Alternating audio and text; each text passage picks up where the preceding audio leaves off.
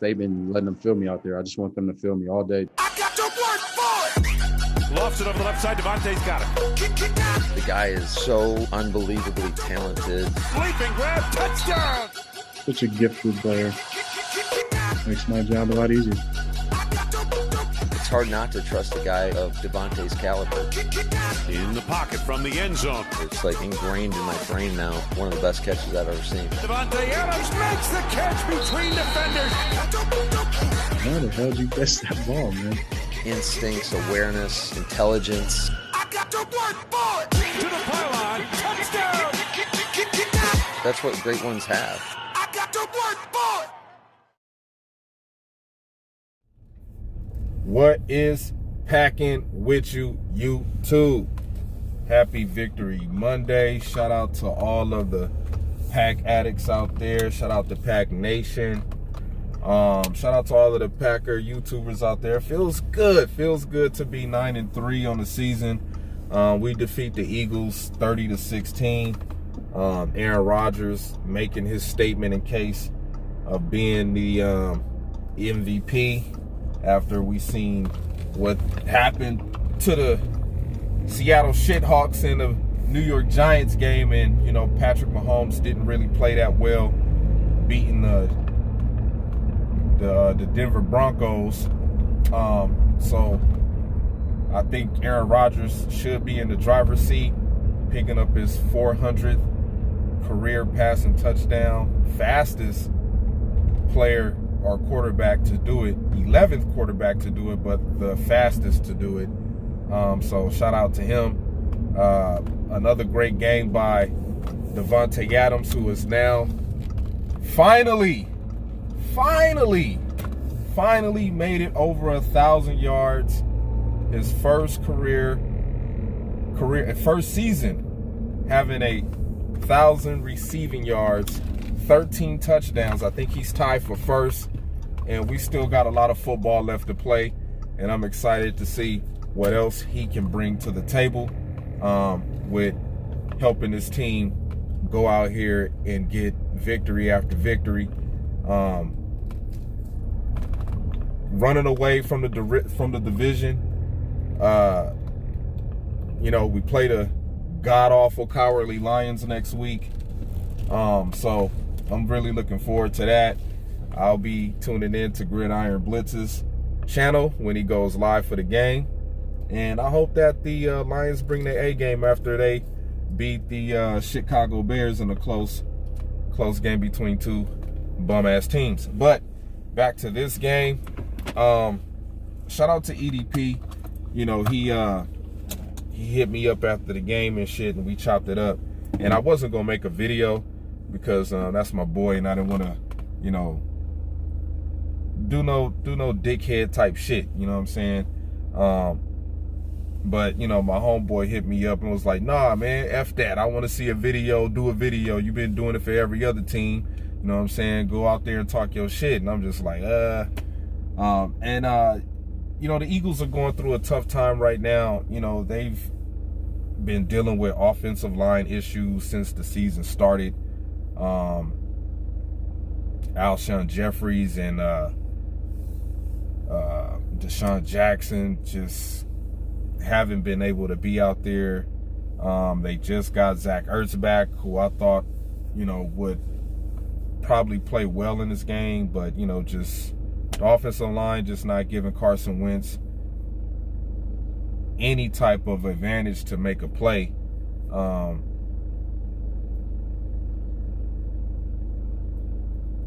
And it was sad to see him get benched like that in the game, you know what I'm saying? Because they beat us last year. Carson Wentz came out there last year and played a great second half of football and walked out of there with a victory against us. And this time it just didn't happen. I don't know what's going on with Doug Peterson and the play calling. I mean, you would think that Jeffrey Lurie and them would, you know, give Carson Wentz some help after you pay your quarterback $130 million. I mean, when will these teams wake up? If you're going to pay your quarterback $130 million, you might as well open the whole wallet up and get them the protection that they need. I mean, you have to protect your investment. You know, that's the reason why you pay him, because he's the star player. He's putting asses in the seats. He's the one that got people buying tickets, buying the merchandise, tuning in, going to war over it on social media. You know what I'm saying? From other biased opinions, you know, and these, I mean, you see it with Aaron Rodgers. They just refuse to get the guy some help. They just refuse to get the guy some help, man. And it's unfortunate, but with a good coach like Matt LaFleur and working with what we have and, you know, keeping things simple within this system, everybody is benefiting in a major way. When you have a running back like Aaron Jones that could take the pressure off of Aaron Rodgers and make big plays like that to seal the deal on games, I mean, you just think like, okay, now we finally see that he has help. Aaron Rodgers got a lot of help. The offensive line is only giving up 11 sacks. It just feels good to see your quarterback leaving every game winning without, you know, no grass stains on his jersey. So as a total game perspective, besides the special teams, you know, starting to fall apart, J.K. Scott, man, you put the helmet and the pads on for a reason, bro. That you gotta tackle, man. You put that shit on for a reason.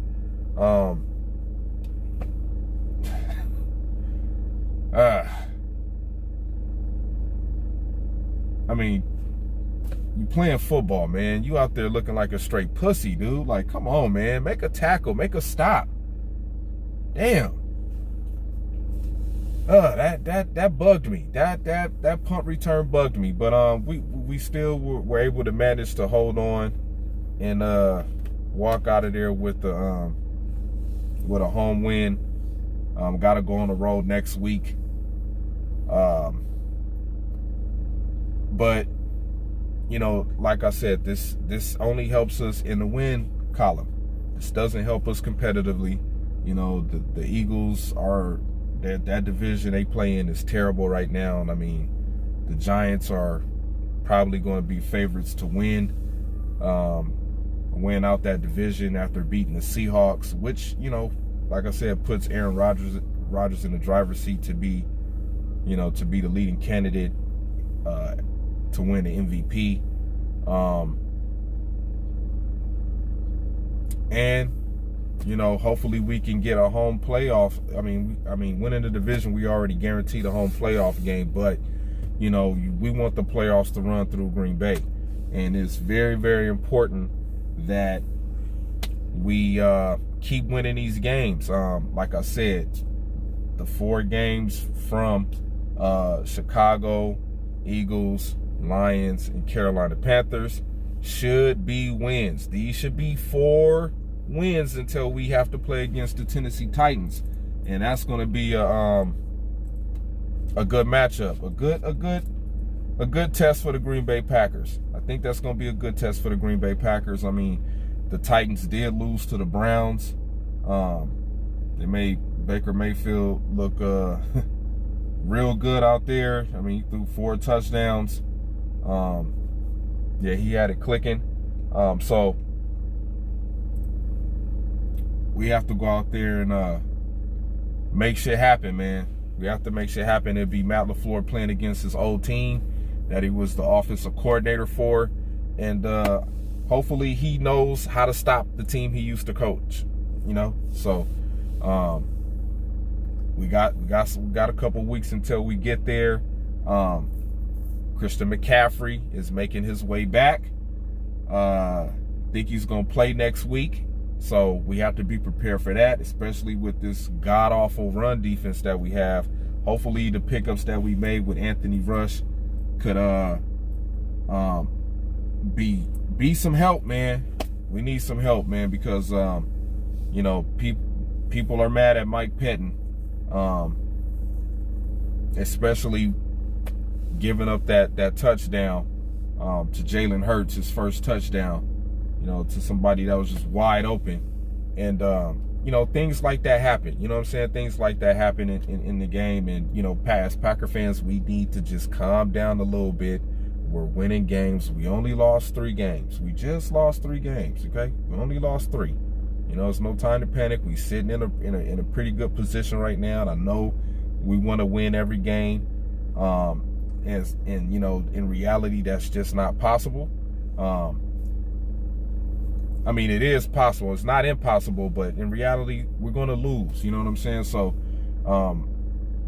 we sitting real good right now. I'm just waiting for the Saints to slip up somewhere, man. The Saints gotta lose sometime before Drew Brees come back, but I'm hearing he's gonna probably come back week 14 and try to give it a go. So we'll see. We'll see when we get to week 14, which is this coming week. Yeah, this is next week coming up. So he might play this week. Who knows? But yeah, man, good win. I don't know what this win does for us competitively. I don't know what it does. I mean, I don't think it did anything but just help us pad stats, especially on defense, rack up some sacks, get an interception, turnover, probably move us up in the ranking as far as defensive ranking goes with this defense. And it should be like that the next couple of weeks. We should see a bump in the rankings on defense with the Green Bay Packers, and that's just based on the nature of the teams we playing right now. I still don't think this team has played against any real competition besides the Tampa Bay Buccaneers and the Tampa Bay Buccaneers, the Saints, and the Colts. And, we lost to the Buccaneers and the Colts. But for the most part, I think that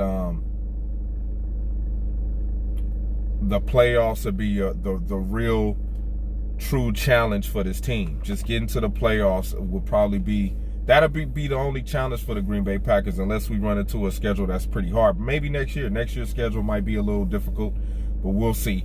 But as of right now, I think the playoffs is where we're really going to see this team tested, and hopefully we can get over the hump and bring the Lombardi back to where it fucking belongs.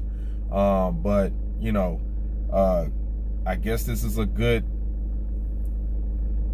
morale booster win against the Eagles. I don't even know what to call this win. I'm trying to figure out some type of sense about this win, because just seeing Carson Wentz dragged off the field like that and benched, and like I told EDP, what the hell, man?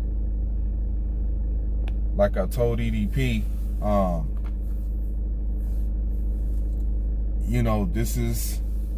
this is the organization's fault for the reason why Carson Wentz is where he is. You know what I mean? It's unfortunate he got hurt during the Super Bowl run.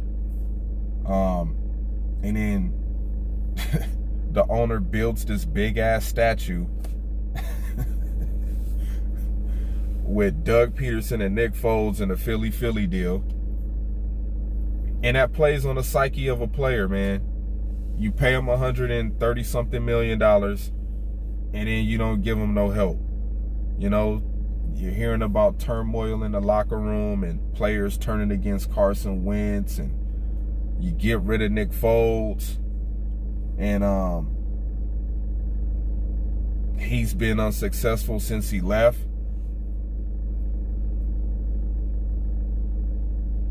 And you got $130 million back there trying to make things happen with a beat up offensive line that you didn't try to, fix.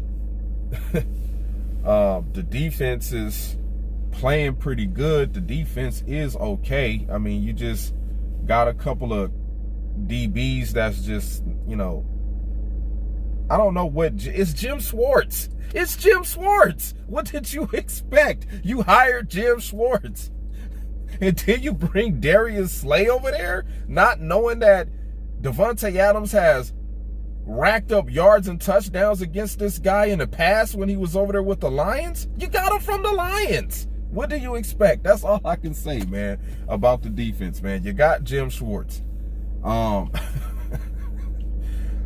not running the ball.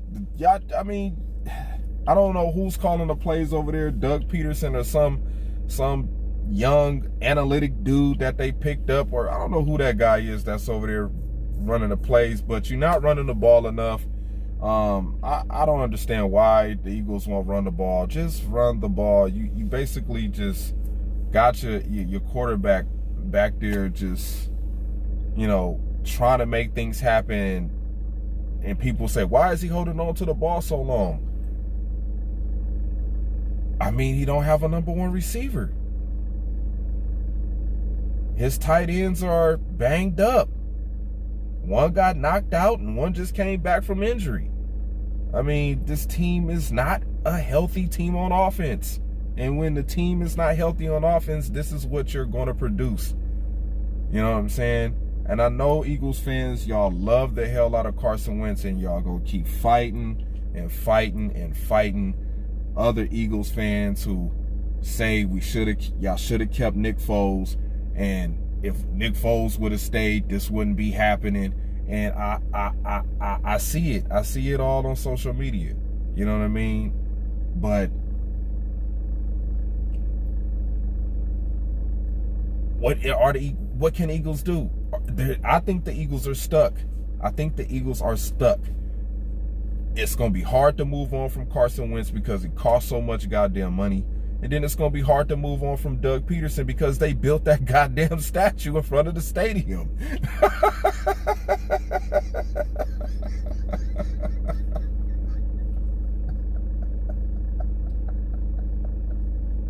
They built the statue in front of the stadium.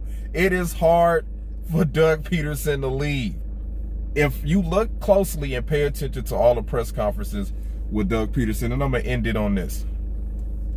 Do Doug Peterson look like, does it look like his job is getting ready to be taken away from him? Because he just talking so nonchalantly in the Zoom press conference videos, like his job ain't even on the line. He's just, yeah, well, you know, we'll just go to practice and talk about it. Like, he ain't worried about nothing. He know his job is secure because he got that damn statue out front. Go, Pack, go! Big running lane, and Jones takes off into the secondary, and now sprinting down the sideline. Wiggles past McLeod, and he's all the way to the end zone. Not to be denied.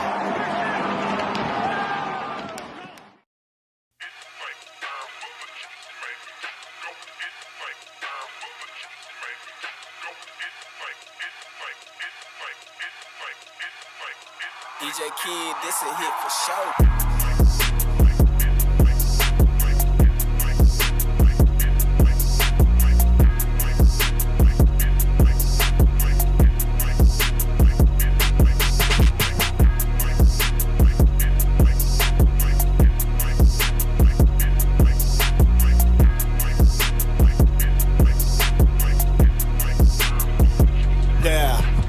Put a hoe up on the track, tell her get a dick a day. Pimpin' on my booty tang, tip it top, tip it tay. Ain't no need for asking, dog. Same shit, just a different day. Fat boy on the trampoline, Kool-Aid TV flipping weight.